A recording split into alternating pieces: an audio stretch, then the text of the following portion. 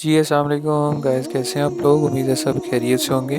ہمارے اس عمرہ جرنی کے 5ویں ولاگ میں خوش آمدید۔ آج کے اس ولاگ میں ہم لوگ آپ کو میدان عرفات کی زیارت کروائیں گے اور مسجد نمرہ کی زیارت کروائیں گے، جہاں پہ آپ صلی اللہ علیہ وسلم نے اپنی زندگی مبارک کا آخری خطبہ ارشاد فرمایا، جسے خطبہ حجۃ الوداع بھی کہتے ہیں۔ اور اس کے علاوہ جبل رحمت پہاڑ دکھائیں گے، جہاں پہ حضرت آدم علیہ السلام اور حضرت اماں حوا علیہ السلام کی دعا قبول ہوئی اور اللہ نے ان کو بخشش عطا کی۔ وہ پہاڑ دکھائیں گے، اور یہی وہ پہاڑ ہے جس کے نیچے حضور پاک صلی اللہ علیہ وسلم نے اپنی قصوہ نامی اونٹنی پہ تشریف فرما ہو کے اپنی امت کے لیے طویل ترین دعا کی۔ اس کے علاوہ نہر زبیدہ آپ کو دکھائیں گے، جو میدان عرفات کی پہاڑوں کے نیچے چل رہی ہے۔ اور اس کے علاوہ مزدلفہ کے وہ ایریا دکھائیں گے جہاں پہ حجاج کرام رات کو قیام کرتے ہیں۔ اور اس کے علاوہ مینا کا ایریا دکھائیں گے، جہاں پہ حجاج کرام جو ہیں شیطانوں کو کنکریاں مارتے ہیں، اور ان کے کیمپس کے حوالے سے دکھائیں گے کہ حجاج کرام جن کیمپوں میں رہتے ہیں وہ کس طرح کے ہوتے ہیں، اور وہاں پہ کون کون سی فیسلٹیز پرووائڈ کی جاتی ہیں۔ اور آخر میں ہم لوگ مسجد یارانہ کی زیارت کریں گے، جہاں سے آپ دوبارہ عمرہ کی نیت کر کے اور عمرہ ادا کر سکتے ہیں، اور مسجد یارانہ کی ہسٹری کے بارے میں بھی بتائیں گے، تو ہمارے ساتھ رہیے گا۔ اس وقت ہم مسجد نمرہ پہنچ چکے ہیں۔ اس مسجد کے حوالے سے اگر میں آپ کو بتاتا چلوں تو یہ وہ مقام ہے جہاں پہ آپ صلی اللہ علیہ وسلم نے خطبہ حجۃ الوداع ارشاد فرمایا، اور یہاں پہ آپ صلی اللہ علیہ وسلم نے خیمہ لگایا، اور یہ بالکل اسی جگہ پہ یہ مسجد واقع ہے۔ اس مسجد کے اندر 3.5 لاکھ حجاج کرام جو ہیں نماز ادا کر سکتے ہیں۔ اس کے 3 گنبد ہیں اور 6 مینار ہیں، اور اس کے علاوہ اس کے 10 مین انٹریسز ہیں، جس کے مطابق اس کی جو ٹوٹل دروازے ہیں وہ 64 ہیں۔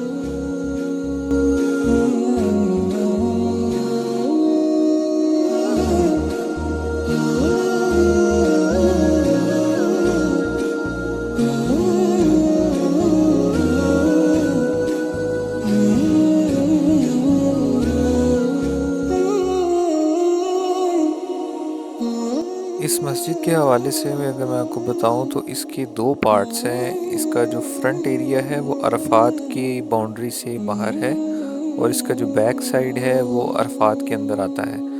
تو حجاج کرام ظہر کے ٹائم پہ یہاں پہ ظہر اور عصر اکٹھی پڑھتے ہیں، اور جب وہ نماز اور خطبہ سن لیتے ہیں تو اس کے بعد ان کو کہا جاتا ہے کہ وہ مسجد کی بیک سائڈ پہ چلے جائیں، یعنی کہ عرفات کے ایریا میں چلے جائیں، اور وہاں پہ اپنی عبادات وغیرہ کریں، کیونکہ اگر کوئی حاجی جو ہے وہ اس کے فرنٹ سائڈ پہ رہیں گے تو ان کا جو حج ہے وہ ایکسیپٹ نہیں ہوگا۔ مختلف مقامات پر گورنمنٹ نے بورڈز لگائے ہوئے ہیں جہاں پہ عرفات کی حدود کے بارے میں لوگوں کو گائیڈ بھی کیا جاتا ہے۔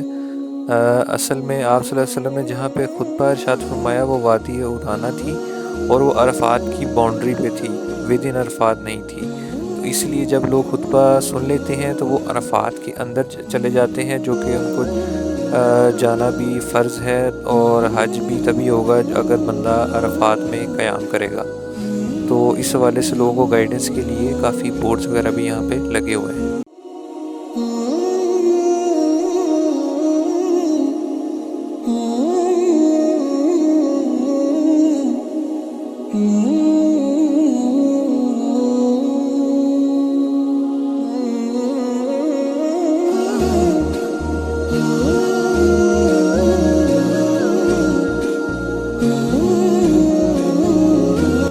یہ مسجد عرفات کے مغربی کنارے پہ واقع ہے، اور یہاں سے مزدلفہ کے اندر مسجد مشعر الحرم 5.5 کلومیٹر پر ہے، اور مینا کے اندر مسجد الخیف یہاں سے 9.3 کلومیٹر پر واقع ہے۔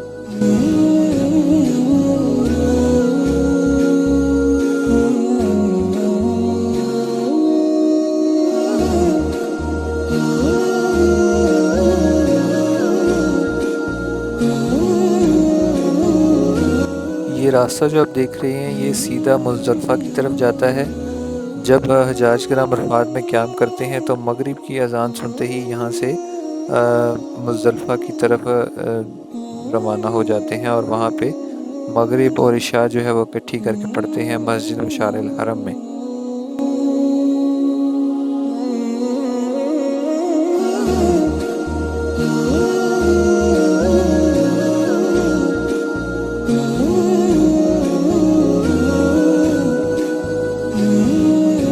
یہ مسجد سال میں صرف حج کے دوران کھلتی ہے اور باقی سارا سال بند رہتی ہے۔ تو عام دنوں میں زیارتوں کے لیے بسیز وغیرہ یہاں پہ آتی ہیں، اور آپ لوگ یہاں پہ نوافل وغیرہ ادا کر سکتے ہیں اور زیارت کر سکتے ہیں۔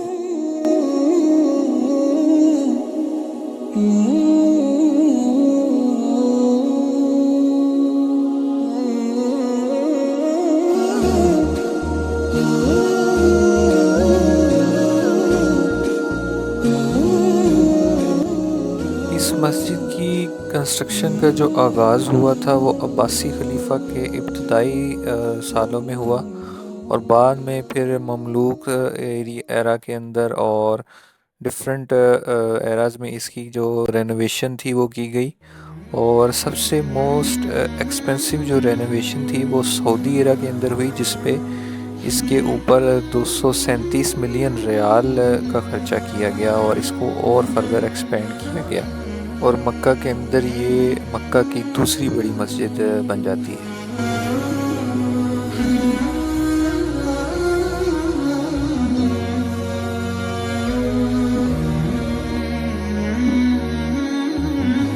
سعودی عرب کے اندر آپ جون سی بھی مسجد پہ جائیں گے آپ کو وہاں پہ کبوتر ضرور ملیں گے، اور ان کو لوگ ہر جگہ ہی بہت عقیدت سے دانہ ڈالتے ہیں، اور ان کو دیکھ کے ایک بہت ہی پرسکون اور آزاد فضا قائم ہو جاتی ہے۔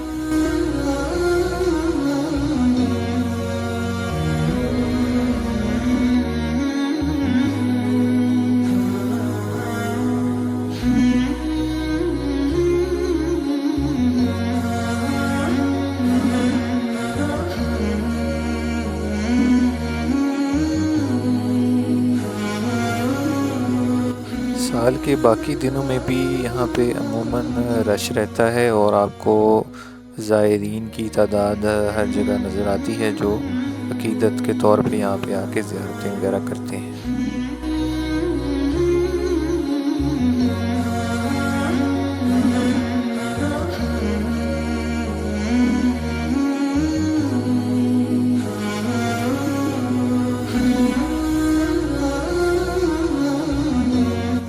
اب ہم لوگ اپنی اگلی زیارت کی طرف روانہ ہو رہے ہیں۔ اس سائٹس پہ آپ لوگ جو دیکھ رہے ہیں یہ وہ خیمے ہیں جہاں پہ حج کے دنوں میں حجاج کرام قیام کرتے ہیں، اور عام دنوں میں اس سے اوپر کوئی کپڑے نہیں ہوتے، اور یہاں پہ کافی مٹیریل شفٹنگ چل رہی ہوتی ہے، تو ان کیمپوں کے اوپر جو ہے حج کے دنوں میں وائٹ کلر کا کپڑا جو ہے وہ باندھا جاتا ہے۔ اور ابھی ہماری جو اگلی زیارت ہے وہ جبل رحمت پہاڑ ہے، جس کی تاریخ کچھ ایسی ہے کہ حضرت آدم علیہ السلام کو اللہ پاک نے جب زمین پر بھیجا تو ان کو سری لنکا کے پہاڑوں کے اوپر اتارا، اور حضرت اماں حوا علیہ السلام کو جدہ کے ایریا میں اتارا۔ تو یہ دونوں اللہ کی عبادت کرتے رہے اور اللہ تعالیٰ سے اپنے کیے کی معافی مانگتے رہے، تو اللہ تعالیٰ نے ان کی دعا کو قبول کیا اور ان کو جبل رحمت پہاڑ پر ملا دیا۔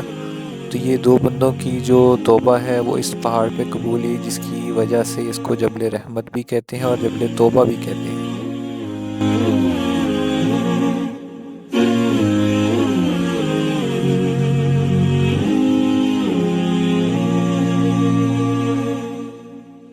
جی ہم جبل رحمت پہاڑ پہ پہنچ چکے ہیں، اور آپ جیسا کہ دیکھ سکتے ہیں کہ یہاں پہ بھی کافی رش وغیرہ ہے اور بسز کی لائنز لگی ہوئی ہیں، اور لوگ بہت عقیدت کے ساتھ یہاں پہ جبل رحمت پر آتے ہیں اور اللہ کی رحمت طلب کرتے ہیں۔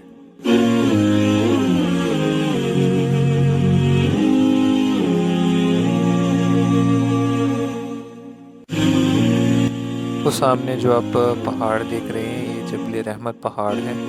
یہ زیادہ اونچا نہیں ہے، اس کے اوپر آپ آسانی سے چڑھ سکتے ہیں، اور اس کے اوپر ایک پلر سا بنا ہوا ہے جو جسٹ یہ انڈیکیٹ کرتا ہے کہ یہ جبل رحمت پہاڑ ہے۔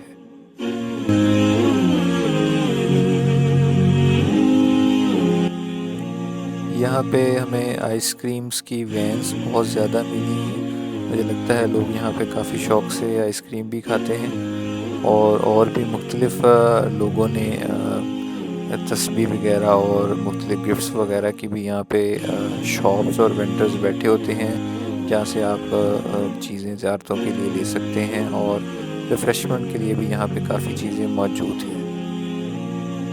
اسی جگہ پر حجاج کرام کے لیے ایک ہاسپٹل بھی واقع ہے جو حج کے دنوں میں اوپن ہوتا ہے، اور ان کیس ایمرجنسی یہاں پہ ایمرجنسی سروسز بھی آپ کو پرووائڈ کی جاتی ہیں۔ یہ جیسا کہ آپ دیکھ سکتے ہیں مختلف لوگوں نے ریڑھیوں کے اوپر گفٹس وغیرہ کی چیزیں رکھی ہوئی ہیں، تو لوگ یہاں سے چیزیں خریدتے بھی ہیں۔ یہ سامنے آپ جبل رحمت پہاڑ دیکھ رہے ہیں، اور اوپر لوگوں کا رش بھی آپ کو نظر آ رہا ہوگا۔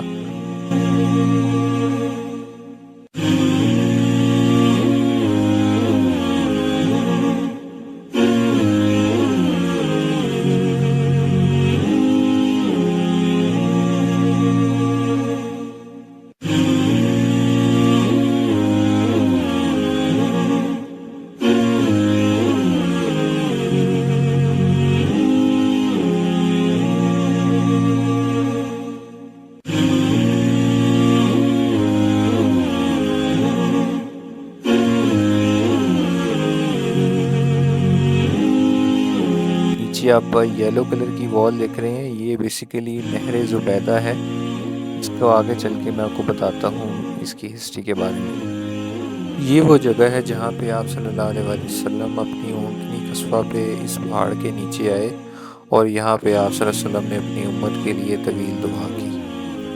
یہ کچھ آثار آپ دیکھ رہے ہیں، یہ نہر زبیدہ کے ہیں، جس کے اندر کچھ کنویں بنے ہوئے ہیں، اور یہ ساری ایک ایکواڈکٹ بنی ہوئی ہے جو کہیں پہ انڈر گراؤنڈ چلتی ہے اور کہیں پہ زمین کے اوپر چلتی ہے۔ یہ سب آثار جو آپ دیکھ رہے ہیں یہ اسی نہر زبیدہ کے ہیں، لیکن اب اس کے جو پتھر ہے وہ ڈیمیج ہو چکا ہے، اور اس کے آثار باقی ہیں، اور ابھی اس میں پانی نہیں ہے۔ نہر زبیدہ ملکہ زبیدہ جو کہ جعفر المنصور کی بیٹی تھی، انہوں نے 1200 سال پہلے جب یہ حج پہ آئیں اور انہوں نے دیکھا کہ جو حاجی ہیں ان کو پانی کی قلت کا سامنا ہے، تو انہوں نے، اور یہ ویسے بھی بہت عقیدت رکھتی تھی اور انسانیت کی خدمت گزار تھی، تو انہوں نے طائف کے بعد جب آپ آتے ہیں تو حنین اور نعمان، یہ دو ایسے ایریاز ہیں جہاں پہ کافی چشمے نکلتے تھے اور بارشیں بھی یہاں پہ کافی ہوتی تھیں، تو زبیدہ نے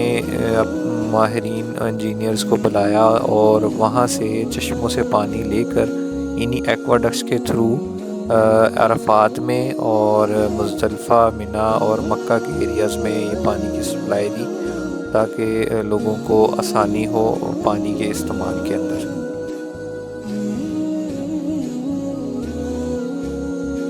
ابھی ہم جبل رحمت پہاڑ کے اوپر چڑھ رہے ہیں، یہاں پہ کافی سٹیپس وغیرہ بنائے ہوئے ہیں، اور پہاڑ زیادہ اونچا بھی نہیں ہے، تو آپ آسانی کے ساتھ اس پہاڑ پہ چڑھ سکتے ہیں۔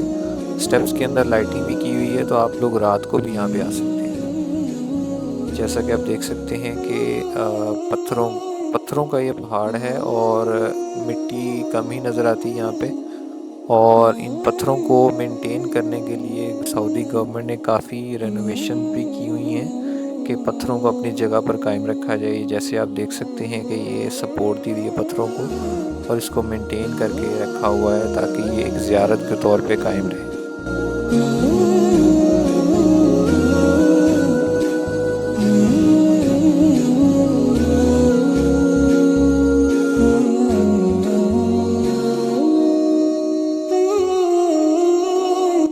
ہم پہاڑ کے ٹاپ پہ پہنچ گئے ہیں، اور یہ پلر بنا ہوا ہے جو کہ جسٹ انڈیکیٹ کرتا ہے کہ یہ جبل رحمت پہاڑ ہے، لیکن کچھ لوگ جو ہیں اس کو بوسہ لیتے ہیں اور اس پہ نام وغیرہ لکھتے ہیں، تو ایسی چیزوں کو اوائڈ کریں۔ یہ جسٹ ایک انڈیکیشن دی ہوئی ہے جبل رحمت کی۔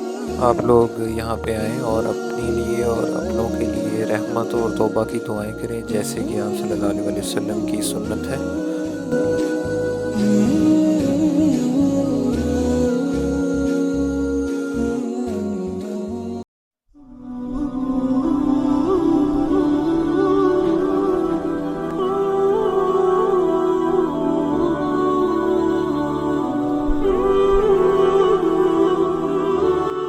جبل رحمت کے بعد ہم لوگ آگے مزدلفہ کی طرف بڑھ رہے ہیں، اور یہ سامنے آپ نہر زبیدہ کے آثار یہاں پہ بھی دیکھ رہے ہیں۔ اس کی جو ٹوٹل لمبائی ہے وہ 35 کلومیٹر پر مشتمل ہے، اور یہ طائف کے بعد 2 وادیاں ہیں، حنین اور نعمان، وہاں سے ہوتی ہوئی یہ مکہ شریف تک آتی ہے۔ تو ابھی اس میں پانی نہیں ہے، لیکن اس کے آثار ابھی بھی باقی ہیں، اور آپ اس کو دیکھ کر زبیدہ کی کاوش کو اور اس کی جو انسانیت سے ہمدردی تھی اس کو آپ محسوس کر سکتے ہیں۔ اور کیونکہ سعودی عرب میں گرمی بہت زیادہ ہوتی ہے، تو اس کو اوپر سے کورڈ بھی کیا ہوا ہے، موسٹلی انڈر گراؤنڈ رن ہوتی ہے، اور کچھ جگہوں پہ یہ اوپر بھی آتی ہے، اور اس کے مختلف ایریاز پہ کنویں وغیرہ بھی بنے ہوئے ہیں۔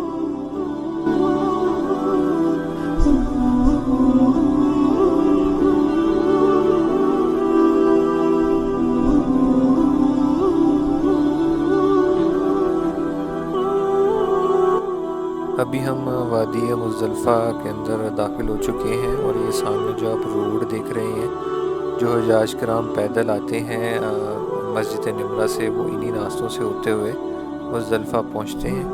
اور یہاں پہ یہ جو ریڈ کلر کا آپ راستہ دیکھ رہے ہیں، یہی حجاج کرام کا راستہ ہے جہاں پہ وہ پیدل چل کر آتے ہیں۔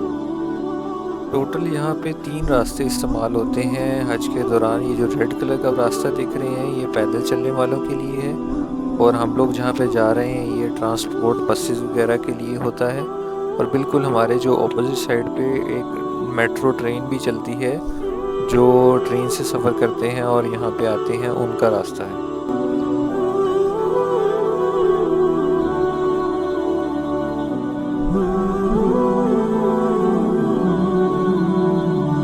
یہ جو بھی مسجد آ رہی ہے اسے مسجد مشعر الحرم کہتے ہیں۔ یہ مزدلفہ کے اندر مسجد ہے۔ جیسے ہی مغرب کی اذان ہوتی ہے تو حجاج کرام مسجد نمرہ سے پیدل چلتے ہوئے اس مسجد میں آتے ہیں، اور یہاں پہ مغرب اور عشاء کو اکٹھی کر کے پڑھا جاتا ہے، اور رات ساری جو ہے کھلے آسمان کے تلے قیام کیا جاتا ہے۔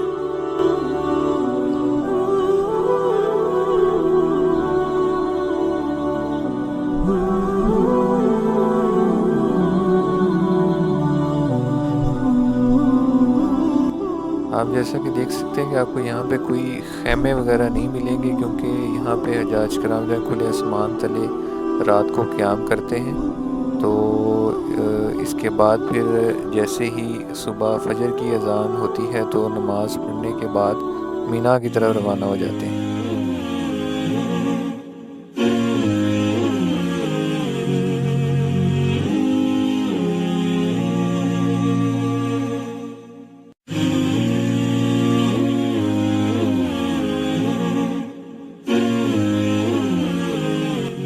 یہ سائڈ پہ آپ جو کنکر وغیرہ پڑے ہوئے دیکھ رہے ہیں، یہیں سے حجاج کرام جو ہیں 49 کنکر اٹھاتے ہیں اور شیطانوں کو مارنے کے لیے اپنے پاس جمع کر لیتے ہیں۔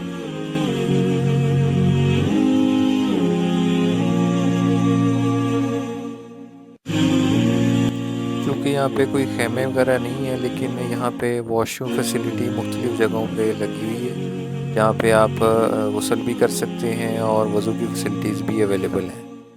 تو ابھی اس سے تھوڑا سا آگے ہی مینا کی حدود شروع ہو جاتی ہے، تو ابھی وہاں پہ آپ کو لے کے چلتے ہیں۔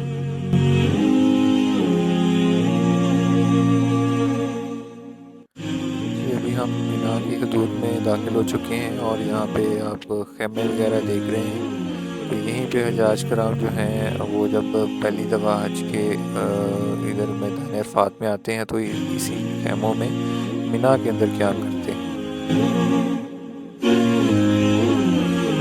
یہاں پہ جو ہماری اگلی زیارت ہے وہ جو سامنے آپ پہاڑ کے اوپر ایک چھوٹا سا کالم بنا ہوا دیکھ رہے ہیں، یہ وہ جگہ ہے جہاں پہ حضرت ابراہیم علیہ السلام نے حضرت اسماعیل علیہ السلام کو ذبح کرنے کا جب حکم ملا تو یہ وہ جگہ ہے جہاں پہ انہوں نے حضرت اسماعیل علیہ السلام پر چھری چلائی اور چھری رک گئی اور اللہ کی طرف سے دمبا نازل ہو گیا۔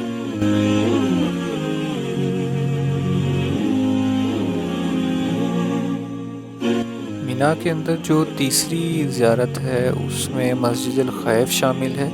اسے مسجد الانبیاء بھی کہتے ہیں کیونکہ آپ صلی اللہ علیہ وسلم کی حدیث کے مطابق اس جگہ پر 70 انبیاء کرام نے نماز ادا کی۔ تو یہاں پہ حجاج کرام جو ہیں وہ فجر کی نماز ادا کرتے ہیں اور اس کے بعد جمرات کی طرف روانہ ہو جاتے ہیں۔ سب سے چھوٹا جمرات یعنی کہ جو شیطان ہے وہ اس مسجد کے قریب ہے۔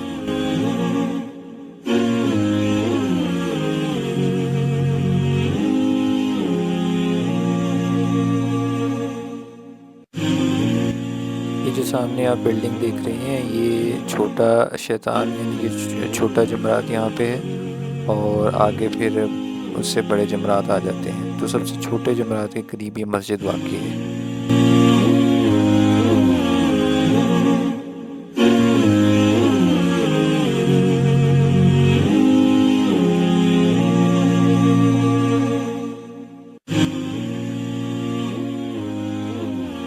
کیونکہ مینا میں حاجیوں کے رہنے کے لیے بندوبست کیا ہوتا ہے تو ہم نے سوچا کہ آپ کو کسی ایک خیمے کی زیارت بھی کروا دیں۔ تو یہ جیسا کہ آپ دیکھ سکتے ہیں مینٹننس ورک چل رہا ہے اور شروع میں داخل ہوتی ہی رائٹ سائڈ پہ کچن آتا ہے اور یہ سامنے واش روم کا ایریا ہے۔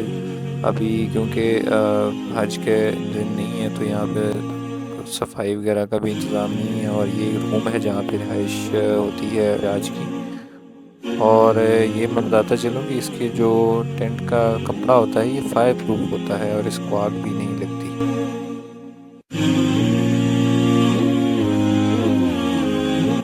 یہاں سے آگے پھر ہماری جو اگلی زیارت ہے وہ ہے مسجد الجرانہ۔ جرانہ مسجد مکہ شریف سے تقریباً 24 کلومیٹر کے فاصلے پر نارتھ ایسٹرن سائڈ پر واقع ہے۔ یہ وہ جگہ ہے جہاں پہ 8 ہجری میں غزوہ حنین کے بعد آپ صلی اللہ علیہ وسلم اپنے صحابہ کرام کے ہمراہ یہاں پر خیمہ زن ہوئے اور کچھ دن یہاں پہ آرام فرمایا۔ اور اس جگہ کا نام قریش کی ایک خاتون جو کہ بنو تمیم قبیلے سے تھی اس کے نام کی نسبت سے ہے، جس کا ذکر قرآن میں بھی آیا ہے۔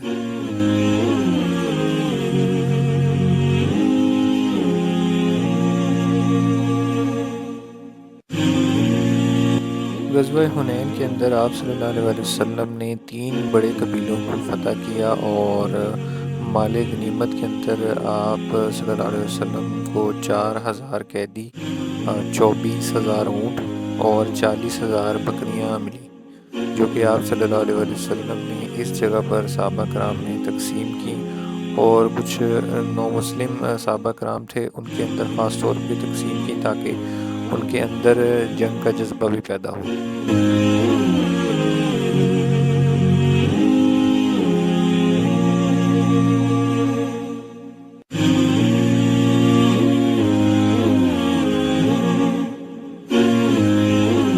مال غنیمت کی تقسیم کے دوران ایک انوکھا واقعہ یہ پیش آیا کہ آپ صلی اللہ علیہ وسلم نے مال غنیمت کا زیادہ تر حصہ جو ہے نو مسلم صحابہ کرام میں ڈسٹریبیوٹ کر دیا، جس کی وجہ سے انصار کے نوجوان کافی غمگین ہوئے کیونکہ ان کو اتنا زیادہ شیئر نہیں ملا تھا۔ تو جب آپ صلی اللہ علیہ وسلم کو اس بات کا پتہ چلا تو آپ صلی اللہ علیہ وسلم نے ان سے مخاطب ہو کے فرمایا، کیا تمہیں اچھا نہیں لگتا کہ دوسروں کے حصے میں بکریاں، اونٹ اور بھیڑیں وغیرہ آئیں اور جبکہ تمہارے حصے میں اللہ کے نبی صلی اللہ علیہ وسلم ہے؟ تو جیسے ہی آپ صلی اللہ علیہ وسلم نے یہ فرمایا تو ان کے آنکھوں میں آنسو جاری ہو گئے اور انہوں نے بہت اللہ کا شکر ادا کیا۔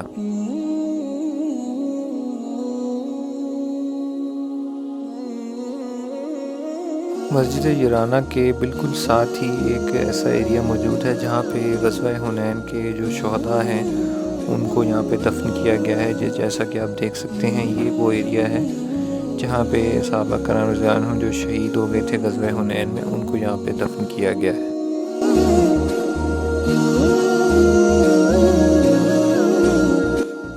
اسی کے بالکل ساتھ ہی یہ درختوں کے اندر ایک کنواں بھی موجود ہے جو کہ اب بند کر دیا گیا ہے۔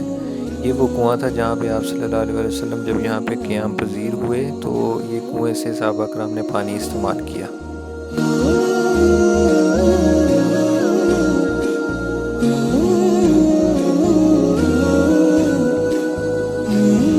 یہ سامنے جو آپ بسیز دیکھ رہے ہیں یہ سعودی گورنمنٹ کی وہ مخصوص بسیز ہیں جو مکہ شریف سے مسجد یرانہ تک مفت چلتی ہیں، اور آپ ان کو استعمال کرتے ہوئے یہاں تک آ سکتے ہیں اور عمرہ کی نیت بھی کر سکتے ہیں اور زیارت بھی کر سکتے ہیں۔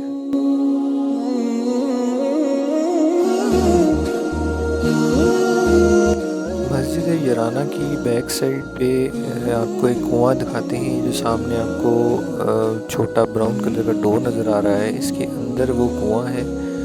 یہ وہ کنواں ہے جہاں سے آپ صلی اللہ علیہ وسلم نے غسل فرمایا، اور یہاں سے احرام باندھ کر آپ صلی اللہ علیہ وسلم نے صحابہ کرام کو عمرے کی نیت کرنے کا حکم دیا۔